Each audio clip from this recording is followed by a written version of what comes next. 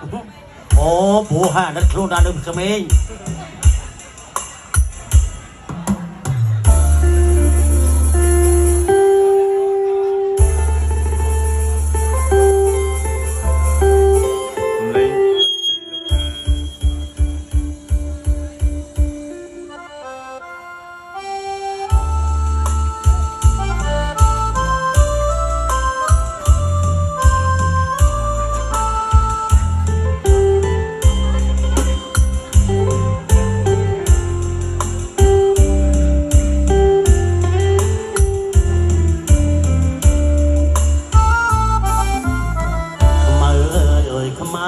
មានប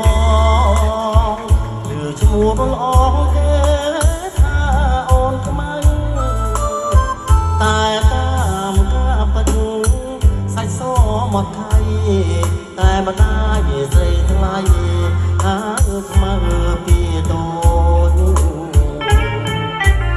ឆ្នាំថ្មីខ្មៅពេញក្រមុំរូបល្អសែនសមគ្មានស្រីមើលជាស្រីខ្មែរគ្រប់លក្ខសមស្លូនប្រាជ្ញាក៏ឆ្លាតស្ដាប់ពាក្យម៉ែថ្ងៃនេះបុណ្យចូលឆ្នាំថ្មីបងឃើញខ្មែរស្រីអូនរៀបចំផ្ទះបោករៀបទេវតាដាក់ការថ្វាយព្រះដាំឆ្លរូតរែកជូនម្ដាយទៅវត្តបងឃើញខ្មៅពូនភ្នំសាច់រួយអូដាក់បាតដងទឹកស្រងព្រះជួនញាតឃើញបងញញឹមសែនស្រស់អូនខ្មៅតែឈ្មោះសាច់សដូចសំឡីចា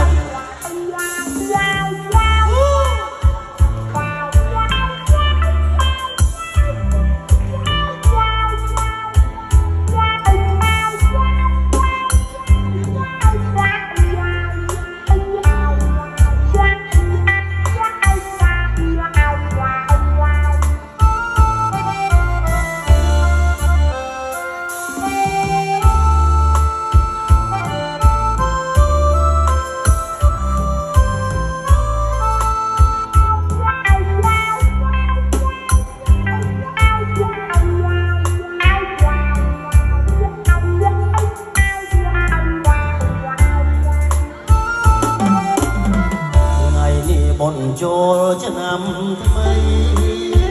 បងឃើញខ្មៅស្រីអូនរៀបចំផ្ទះបោករៀបទេវតាដាក់ការថ្វាយព្រះដាំស្លរូតរែកជូនម្ដាយទៅវត្តបងឃើញខ្មៅពូនភ្នំខ្សាច់រួយអូដាក់បាតដងស្រងព្រះជួនញាតឃើញបងញញឹមសែនស្រស់អូនខ្មៅតែឈ្មោះសាច់សដូចសំឡី